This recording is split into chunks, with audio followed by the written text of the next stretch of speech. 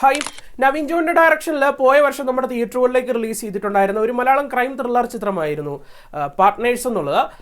ഈ ഒരു സിനിമയ്ക്കുള്ളിൽ കേന്ദ്ര കഥാപാത്രങ്ങളെ ധ്യാൻ ശ്രീനിവാസൻ, സഞ്ജു ശിവറാം, കലാഭവൻ ഷാജോൺ തുടങ്ങിയവരൊക്കെയാണ് അവതരിപ്പിച്ചിട്ടുണ്ടായിരുന്നത്. എന്തായാലും ഈ ഒരു സിനിമയെ പറ്റിയാണ് ഇന്ന് നമ്മൾ സംസാരിക്കാൻ പോകുന്നത്.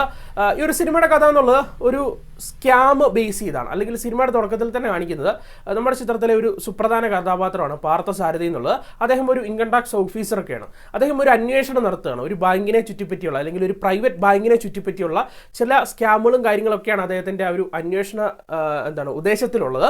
അപ്പോൾ അതെന്താണെന്ന് വളരെ സസ്പെൻസ്ഫുള്ളായി കാണിച്ചു തരുന്ന ഒരു സിനിമ തന്നെയായിരുന്നു പാർട്ട്നേഴ്സ് എന്നുള്ളത്. ഇപ്പോൾ ഈ ഒരു സിനിമയെ പറ്റി പറയുമ്പോഴത്തേക്കും ഞാൻ ഈ ഒരു സിനിമ കണ്ടത് OTT പ്ലാറ്റ്ഫോമിൽ ഇരുന്നുകൊണ്ടാണ്. അതും നിങ്ങൾക്കറിയാമല്ലോ, ഒരു ധ്യാൻ ശ്രീനിവാസൻ ചിത്രമാണ്. ഇപ്പോൾ ഒരു ധ്യാൻ ശ്രീനിവാസൻ ചിത്രം എന്ന് കേൾക്കുമ്പോൾ തന്നെ നമുക്കറിയാം അവിടെ ഒരു ബോംബുണ്ട് എന്നുള്ളത്, അല്ലെങ്കിൽ അദ്ദേഹത്തിൻ്റെ സിനിമകളെ പൊതുവെ അത്തരത്തിലുള്ള ഒരു ഇതിലേക്ക് മാറി ഇരിക്കുകയാണ്, അല്ലെങ്കിൽ അദ്ദേഹം അങ്ങനെയാണ് സിനിമകളൊക്കെ ഇങ്ങനെ ചെയ്തു വന്നുകൊണ്ടിരിക്കുന്നത്. അപ്പോൾ ആ ഒരു രീതിയിൽ നോക്കി കാണുമ്പോഴത്തേക്കും, അല്ലെങ്കിൽ ഒരു ധ്യാൻ ശ്രീനിവാസൻ ചിത്രം എന്നുള്ള രീതിയിൽ നോക്കി കാണുമ്പോൾ അത്യാവശ്യം ഒരു ശ്രമം നടത്തിയിട്ടുള്ള ഒരു സിനിമ എന്ന് തന്നെ പാർട്ട്നേഴ്സിനെ പറയാൻ സാധിക്കും. അത് പ്രധാനമായിട്ട് പറയേണ്ടത് കഥാപരമായിട്ടും അല്ലെങ്കിൽ എക്സിക്യൂഷനിലും ഒക്കെ തന്നെ പറയാൻ സാധിക്കും. ഇപ്പം കഥയൊക്കെ എടുത്തു നോക്കുകയാണെങ്കിൽ ഇപ്പോൾ ഇദ്ദേഹത്തിൻ്റെ ഏറ്റവും ലേറ്റസ്റ്റ് ആയിട്ട് ഇറങ്ങിയിട്ടുണ്ടായിരുന്ന ഒരു ത്രില്ലർ സിനിമയാണ് സീക്രട്ട് എന്നുള്ളത്. ഞാൻ തിയേറ്ററിൽ പോയി കണ്ട സിനിമയാണ്.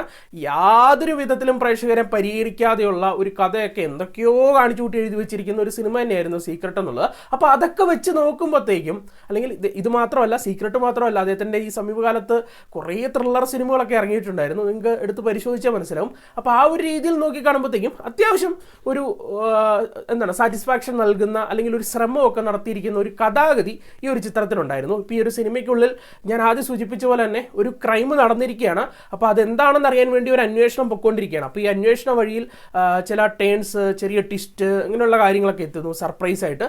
അങ്ങനെ പ്രേക്ഷകരെ അത്യാവശ്യം ഒരു ആകാംക്ഷയോടെ നോക്കിയിരുത്തുന്ന രീതിയിലുള്ള ഒരു ത്രെഡാണ് ഇവർ ചൂസ് ചെയ്തിട്ടുണ്ടായിരുന്നത്. അതുപോലെ തന്നെ ധ്യാൻ ശ്രീനിവാസൻ ചിത്രങ്ങളിൽ പലപ്പോഴും ഒരു എക്സിക്യൂഷൻ അല്ലെങ്കിൽ ഒരു ക്വാളിറ്റി ഒന്നും കാണാറില്ല.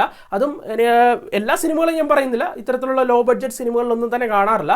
ആ ഒരു രീതിയിൽ നോക്കി കാണുമ്പോഴത്തേക്ക് എനിക്ക് ഇതിൻ്റെ വിഷ്വൽസ് ഒക്കെ അത്യാവശ്യം ഇമ്പ്രസീവായിട്ടാണ് തോന്നിയിട്ടുണ്ടായിരുന്നത്. അത് പ്രധാനമായിട്ട് സിനിമയുടെ കഥാപരിസരം എന്നുള്ളത് കാസർഗോഡാണ്. ഒന്നാമത് കാസർഗോഡ് എന്ന് പറയുമ്പോൾ തന്നെ, അല്ലെങ്കിൽ സിനിമയ്ക്കുള്ളിൽ കാസർഗോഡ് കൊണ്ട് വെക്കുമ്പോൾ തന്നെ ഈ വളരെ ലുക്കാണ്, അല്ലെങ്കിൽ ആ ഒരു വളരെ വിഷ്വൽസ് ആണ് ഈ കാസർഗോഡ് എന്ന് പറയുന്ന പ്രദേശം തന്നെ. അതും നിങ്ങൾക്കറിയാലോ, കാസർഗോഡ് ആ ബോർഡറിലൊക്കെ കഥ അടക്കുന്ന സിനിമകളുടെ ആ ഒരു വിഷ്വൽസ് ഒക്കെ കാണാൻ വേണ്ടി പ്രത്യേക ഒരു ചന്തമുണ്ട്. ആ ചന്തം എന്നുള്ളത് ഈ ഒരു സിനിമയിൽ നിങ്ങൾക്ക് ഫീൽ ചെയ്യാൻ സാധിക്കും. അത് പ്രധാനമായിട്ട് പറയേണ്ട അത്യാവശ്യം നീറ്റായിട്ടാണ് സിനിമാറ്റോഗ്രാഫർ ആ കാഴ്ചകളൊക്കെ എടുത്തു വെച്ചിട്ടുണ്ടായിരുന്നത്. അതുപോലെ തന്നെ എഡിറ്ററുടെ വർക്കും കൂടെ പറയണം. എസ്പെഷ്യലി അദ്ദേഹത്തിൻ്റെ കളർ ഗ്രേഡിങ് കാര്യങ്ങളൊക്കെ തന്നെ നല്ല രീതിയിലാണ് സിനിമയ്ക്കുള്ളിൽ നിന്നിട്ടുണ്ടായിരുന്നത്. അതുകൊണ്ട് തന്നെ കാഴ്ചയിൽ അത്യാവശ്യം ഒരു സുന്ദരമായിരുന്നു സിനിമ, വിഷ്വലി അത്യാവശ്യം സുന്ദരമായിരുന്നു എന്ന് പറയാൻ സാധിക്കും. അതുപോലെ തന്നെ ചിത്രത്തിൻ്റെ മ്യൂസിക് വർക്ക് തുടങ്ങിയ കാര്യങ്ങളൊക്കെ തന്നെ തരക്കേടില്ലാത്ത രീതിയിൽ തന്നെയാണ് നിന്നിട്ടുണ്ടായിരുന്നത്. പിന്നെ ഫൈനലി പെർഫോമൻസ് നോക്കിക്കഴിഞ്ഞാലും അങ്ങനെ വലിയ മോശമൊന്നും പറയാനില്ല. പിന്നെ വലിയ മാരക പെർഫോമൻസ് കൊടുക്കേണ്ട രീതിയിലുള്ള ക്യാരക്ടേഴ്സ് ഒന്നും ആയിരുന്നില്ല. ചെറിയ ചെറിയ റോൾസൊക്കെയാണ്, ചെറിയ റോൾ എന്നല്ല, വളരെ സിമ്പിളായിട്ട് കാഷ്വലായിട്ട് ഹാൻഡിൽ ചെയ്യാൻ പറ്റുന്ന റോൾസൊക്കെയാണ് എല്ലാവരും നീറ്റായിട്ട് ചെയ്തിട്ടുണ്ട്. എസ്പെഷ്യലി ധ്യാനാകട്ടെ, അല്ലെങ്കിൽ സഞ്ജു ശിവറാം ആകട്ടെ, അല്ലെങ്കിൽ ഷാജോൺ ആകട്ടെ. അതുപോലെ തന്നെ ഒരു സുപ്രധാന കഥാപാത്രത്തെ ദേവകി രാജേന്ദ്രൻ എന്ന് പറയുന്ന ആക്ട്രസ് അവതരിപ്പിക്കുന്നുണ്ട്. പിന്നെ ഹീറോയിനായിട്ട് എത്തിയിട്ടുണ്ടായിരുന്നത് സറ്റ്ന ടൈറ്റസ് എന്ന് പറയുന്ന ഒരു ആക്ട്രസ്സാണ്. എന്തിനോ തിളക്കുന്ന സാമ്പാർ എന്ന് പറയുന്ന പോലെ, എന്തിനാണ് ആ ക്യാരക്ടറിന് ആവശ്യമെന്ന് പോലും എനിക്കറിയില്ല. അതായത് ഒരു സിനിമയായി കഴിഞ്ഞ് കഴിഞ്ഞാൽ നായകന് ഡ്യുവറ്റ് അടിക്കാൻ വേണ്ടി നായിക വേണമല്ലോ, അതിനുവേണ്ടി മാത്രം കൊണ്ടുവച്ചേക്കുന്ന സംഭവം. അതൊഴിച്ച് കഴിഞ്ഞാൽ ബാക്കിയുള്ള ക്യാരക്ടേഴ്സ്, പെർഫോമൻസ് ഒക്കെ തന്നെ വലിയ കുഴപ്പമില്ലായിരുന്നു എന്ന് തന്നെ പറയാൻ സാധിക്കും. മൊത്തത്തിൽ പറയുമ്പോഴേ ഞാൻ ഇത്രയൊക്കെ പറഞ്ഞുകൊണ്ട് സിനിമ അത്യാവശ്യം കുഴപ്പമില്ലായിരിക്കും അല്ലേ എന്ന് ഓർക്കുന്നവരോട് എനിക്ക് പറയാനുള്ളത്, നമ്മൾ ഒരു പഴമൊഴി പറയാറില്ലേ, അവസാനം വന്ന് കലവടക്കിയാന്ന്. എനിക്ക് അതാണ് ശരിക്കും പറഞ്ഞാൽ പാർട്ട്നേഴ്സിനെ പറ്റി ഒറ്റയടിക്ക് പറയാനുള്ളത്. ഈ സിനിമ തുടക്കം തൊട്ട് തന്നെ ഞാൻ കാണുമ്പോഴത്തേക്കും എനിക്കറിയാം ഇതൊരു ധ്യാൻ ശ്രീനിവാസൻ ചിത്രമാണ്, അതുകൊണ്ട് തന്നെ ഇത്രയും പ്രതീക്ഷിച്ചാൽ മതിയെന്ന്. ഞാൻ ആ പ്രതീക്ഷയിൽ ഇരുന്ന് കണ്ടുകൊണ്ട് തന്നെ കുറച്ചൊക്കെ മുഷിപ്പായിട്ട് തോന്നി, അല്ലെങ്കിൽ കുറച്ച് കണ്ടുകൊണ്ടിരുന്നപ്പോഴത്തേക്കും സിനിമ അത്രയും ലോജിക്കലി അല്ലല്ലോ പറയുന്നതെന്നൊക്കെയുള്ള തോന്നൽ തോന്നി.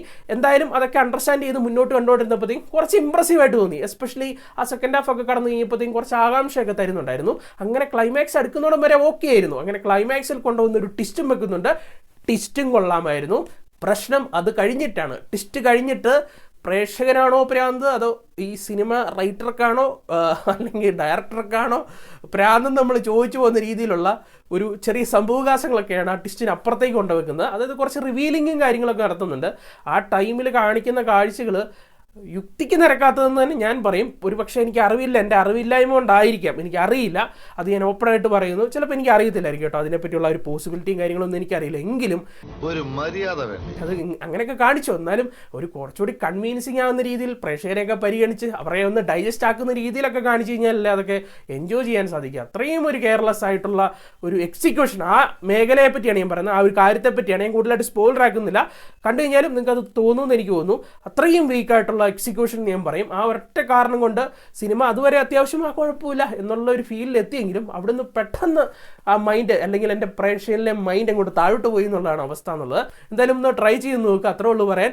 ഒരു വലിയ എക്സ്പെക്ടേഷൻ ഒന്നും കൊടുക്കാവുകയാണെങ്കിൽ ഒരു ടൈം പാസിന് ഒരു ത്രില്ലർ സിനിമ ഇരുന്ന് കാണാൻ സാധിക്കും. കുറച്ച് അവിടെ ഇവിടങ്ങളിലൊക്കെ ആയിട്ട് ത്രില്ലർ അടിക്കാൻ പറ്റുന്ന ഒരു സിനിമ തന്നെയാണ്. പിന്നെ ഫാമിലി ആയിട്ടിരുന്ന് കാണാൻ സാധിക്കുന്ന ഒരു സിനിമ കൂടിയാണ്. സിനിമയ്ക്ക് ഒരു 6 out of 10 ആണ് നൽകുന്നത്, 10 എന്തായാലും നമുക്ക് മറ്റൊരു സിനിമയുടെ വിശേഷമായിട്ട് വീണ്ടും കാണാം. ബൈ.